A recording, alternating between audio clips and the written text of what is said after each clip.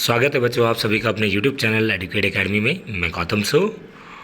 आज की जो हमारी वीडियो है वो है बीए प्रोग्राम फर्स्ट सेमेस्टर वालों के लिए इतिहास से। तो इतिहास में जो हमारा बच्चा सिलेबस है वो है हमारी जो बुक है, बुक का नेम और जो टॉपिक है जो हम कहाँ से कहाँ तक पढ़ेंगे वो है हमारा बेटा ancient time period to third century. तो मतलब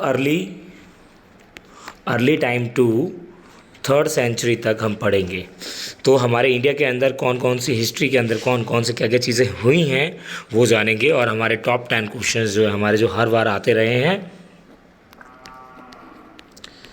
पिछले 10 ईयर्स में, और तो कि ये 110% मैं आपको बता रहा हूँ। इस वीडियो को देखने के बाद आपके 75 आउट ऑफ 75 आने के पूरे चांसेस हैं अगर आप इस वीडियो को शुरू से लेकर लास्ट तक देखते हैं तो। और हम बाय बुक से ही लेके चल रहे हैं ताकि आपका मेन टॉपिक क्लियर हो और आप ज़्यादा से ज़्यादा आंसर शीट को लिख सकें। तो सबसे पहले हम बात करते हैं बेटा कि हमें अपना आंसर शीट कैसे इफेक्टिवफुल बनाना है।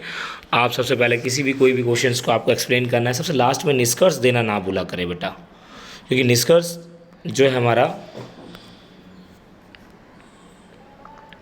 मोस्ट इम्पॉर्टेंट पार्ट होता है हमारा निष्कर्ष, तो उसे हमें देना बहुत ज़रूरी है, जिसे हम कंक्लूज़न बोलते हैं। तो अब हम बात करते हैं बेटा हमारा कौन कौन सा टॉपिक है वो जानते हैं। तो सबसे पहले हम इकाई 1 पढ़ेंगे, इकाई के अकॉर्डिंग हम करते हुए चलेंगे। सबसे पहले हमारी इकाई 1 है तो इतिहास लेखन और प्रवृत्तियाँ स्रोत। तो ये हमारा इतिहास लेखन की क्या क्या प्रवृत्तियाँ हैं, स्रोत हैं और उनका सर्वेक्षण, तो उसके बारे में हम जानेंगे। और बहुत ही ईजी टॉपिक है, और ये 20 नंबर का तो अब नहीं हो रहा है, लेकिन अब 15 नंबर के क्वेश्चन आते हैं, हमारे 5 क्वेश्चन करने होते हैं। ठीक है, अब हम यहाँ से स्टार्ट करते हैं हमारा क्या क्या चीज़ें हैं। आप इसमें जब आप इसको पढ़ोगे इतिहास लेखन के स्रोतों के बारे में, एविडेंस के बारे में और एनालिसिस करोगे तो आप उसके अंदर उसके उद्देश्य को जानोगे, मतलब उसका मेन मोटिव क्या है, प्रस्तावना, आप इन सभी चीज़ों को जानोगे। इसके अलावा हम बात करते हैं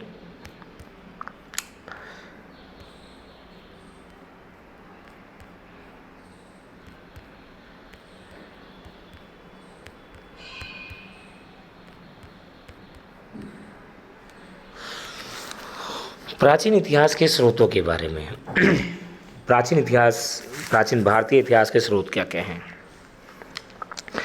तो सबसे पहले हम जान लेते हैं जो हमारा जो प्राचीन भारतीय इतिहास का स्रोत है वह है भारत के अतीत की जानकारी हमें साहित्यिक और पुरातात्विक स्रोतों से इकट्ठी की जा सकती है। अगर हमें भारत के इतिहास के बारे में जानना है तो हमें साहित्यिक को जानना होगा और पुरातात्विक। अब साहित्यिक क्या होता है, जैसे कि आपने पढ़ा होगा बौद्ध धर्म जो है हमारा वो साहित्यिक, जो लिखा हुआ है वो साहित्यिक होगा, और जो पुरातात्विक जो कि मिलते हैं हमें खोद के, तो बौद्ध धर्म, जैन धर्म, जितने भी साहित्य हैं, महाभारत, जितनी भी सारी चीज़ें हमारी, वेद जितने भी हैं हमारे, वो सारे क्या हैं, साहित्यिक हैं। अगर हम बात करते हैं बेटा पुरातात्विक की तो उसमें आ जाएगा सिक्का, आपका स्तंभ आ जाएगा। तो ये सारे हमारे क्या हैं। तो अगर हमें भारत के इतिहास को जानना है तो हमें सबसे पहले हमें क्या इकट्ठा करना होगा, साहित्यिक और पुरातात्विक स्रोतों को समझना होगा। तो जिसके ज़रिए हम भारतीय स्रोत कौन कौन से अब हम वो जानते हैं। अब आते हैं सबसे पहले हमारे आसपास कोई भी ऐतिहासिक इतिवृत्त कर्म अनुसार ब्यौरा तारीख तो नहीं है, परंतु हम इसका अर्थ नहीं है भारतीयों ने इतिहास बोध का अभाव था, तो बोलते इतिहास के बोध का अभाव रहा है शुरू से। तो हम आपको बता दें जो कि हमें मिले हैं कुछ ऐसे इतिहास हैं, लिखित दस्तावेज जिसमें बोलूँ शिलालेख, सिक्के, स्मारक, तो ये कुछ चीज़ें हैं जो कि हमारी क्या है, पुरावस्तुएँ हैं, क्या है, पुरातात्विक, जो कि निकाली गई है। अब साहित्यिक स्रोत क्या है, साहित्यिक स्रोत में हमें बहुत सारी चीज़ें हैं जो कि हमें मिली है, लिखी हुई चीज़ें। तो अब हम बात करते हैं साहित्यिक स्रोत, हमारा जो टॉपिक है तो उसके स्टार्ट करेंगे, क्योंकि हमारा सबसे पहले आते हैं साहित्यिक स्रोत पर। तो साहित्यिक स्रोत भी बेटा 2 तरीके से बांट दिए गए हैं। साहित्यिक स्रोत अगर मैं बोल दूं आपको तो साहित्यिक स्रोत 2 तरीके के होते हैं, एक तो होता है हमारा देशज और एक होता है विदेशज साहित्य। तो अब हम बात करेंगे बेटा देशज साहित्य के बारे में। एक 15 नंबर का क्वेश्चन जरूर आता है, प्राचीन भारतीय इतिहास के स्रोतों का वर्णन करें। तो आपको बताना है प्राचीन भारतीय साहित्य के इतिहास में जो है कई स्रोत हैं, जिसमें कि हम साहित्यिक स्रोत और हमारा पुरातात्विक स्रोत आते हैं। अब साहित्यिक स्रोत में भी हमारे वो स्रोत होते हैं जो कि जिसको 2 वर्गों में बांटा गया है, वो है एक देशज साहित्य और एक है विदेशज साहित्य। मतलब देशज मतलब जो देश के अंदर जितने भी ग्रंथ हैं उसके बारे में। तो सबसे पहले हम आते हैं जो हमारा देशज है,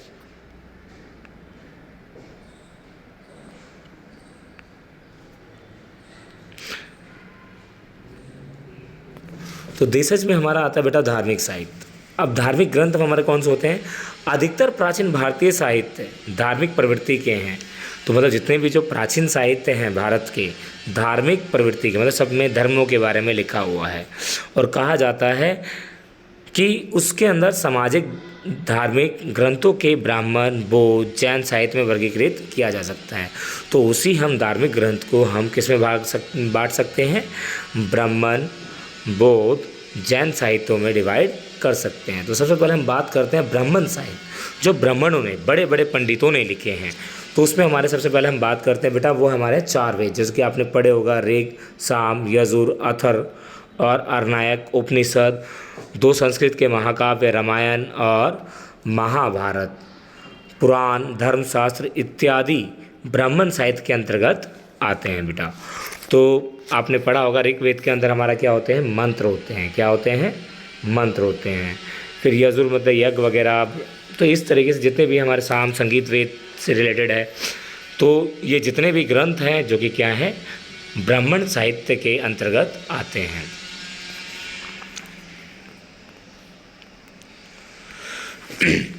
प्रत्येक वेद 4 भाग, संहिता, ब्राह्मण, आरण्यक, उपनिषद, प्रत्येक वेद में ये चारों चीज़ें होती है। अब ये होती क्या है उसको भी जान लीजिए आप। बोलते हैं वैदिक संहिताएं उनके दर्शन, धर्म आदि के अलावा आर्यों के जीवन का विवरण प्रस्तुत करते हैं। मतलब इसमें आर्यों के जीवन के बारे में बताया जाता है।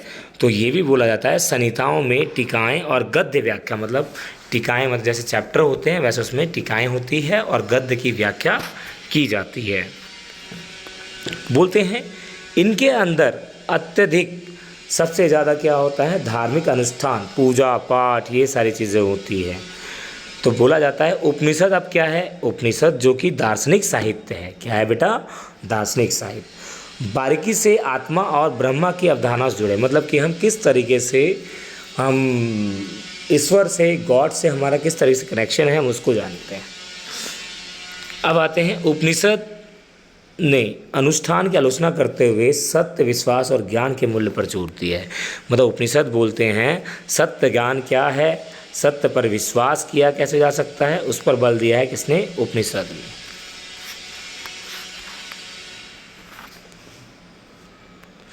इसके अलावा हम बात करते हैं वेद बहुत बाद में लिखे गए। सबसे पहले हमने आपको बताया कि ब्राह्मण साहित्य लिखे गए, ब्राह्मण साहित्य के अंदर सब आते हैं, लेकिन वेदों को बाद में लिखा गया।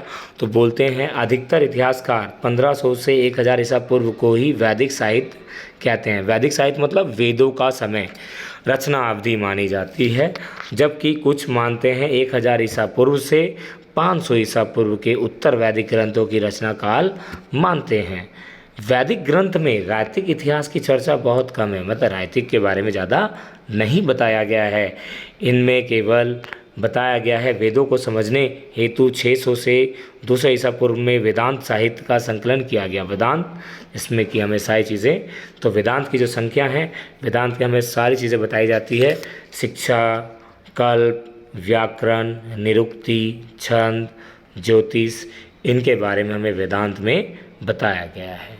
अब इसके अलावा हमारे ब्राह्मण साहित्य में हमारे और भी आते हैं, जो कि हमारा कौन सा है? 2 महाकाव्य जो कि आपने पढ़ा होगा, रामायण जो कि वाल्मीकि जी ने लिखी है और महाभारत वेद व्यास जी ने। ठीक है, तो ये हमारे महाग्रंथ हैं, महाकाव्य हैं, जो कि पूरे महाकाव्य बेटा उसे कहते हैं जो कि पूरे जीवन का ब्यौरा दे, उसे हम क्या कहते हैं? महाकाव्य कहते हैं। अब हम बात करते हैं महाकाव्य के अंदर महाकाव्य क्या है। महाकाव्य में तत्कालीन राजनीतिक, सामाजिक, धार्मिक जीवन का विवरण प्रस्तुत करते हैं। अब कहा जाता है ये जो महाभारत है, महाभारत की रचना 400 ईसा पूर्व से 400 ईस्वी के मध्य हुई, और कहा जाता है आरंभ में 8800 श्लोक थे। इसके अंदर कितने श्लोक थे? 8800 श्लोक। कहा जाता है महाभारत है किसके बारे में? अब भैया महाभारत तो हमने जान लिया, महाभारत है क्या। अब महाभारत के अंदर बच्चे जो कहानी है कौरव और पांडवों को सत्ता संघर्ष की कथा के बारे में बताया गया, मतलब सत्ता पर किस तरीके से सत्ता के लिए कौरव और पांडव पूरे जीवन तक, मरण तक संघर्ष करते रहते हैं, और जिसका संबंध उत्तर वैदिक काल से ही माना जाता है। तो ये वो टाइम पीरियड है। उसके बाद अगर हम बात करें इतिहास में, हमें मौर्य एवं गुप्त काल से भी पता चला है, क्योंकि मौर्य साम्राज्य में एक पुस्तक लिखी गई थी इंडिका, जो मैग्नेस्थीस ने लिखी थी। गुप्त काल में भी लिखी गई थी प्रयाग प्रशस्ति। अब आते हैं रामायण। रामायण के अंदर एक मर्यादा पुरुषोत्तम के बारे में बताया गया है, तो ये भी एक महाकाव्य है। अब आते हैं बेटा, ये हमने दोनों महाकाव्य जान लिए, वेदांत जान लिए और संहिता जान ली।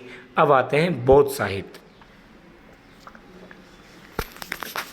बौद्ध साहित्य, बौद्ध और जैन साहित्य इतिहास के प्रमुख स्रोत हैं।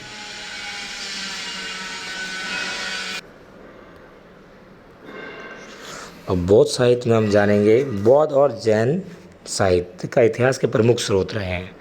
तो कहा जाता है इतिहास, हमारे भारतीय इतिहास को जानने के लिए बौद्ध और जैन साहित्य को भी जानना बहुत ज़रूरी है।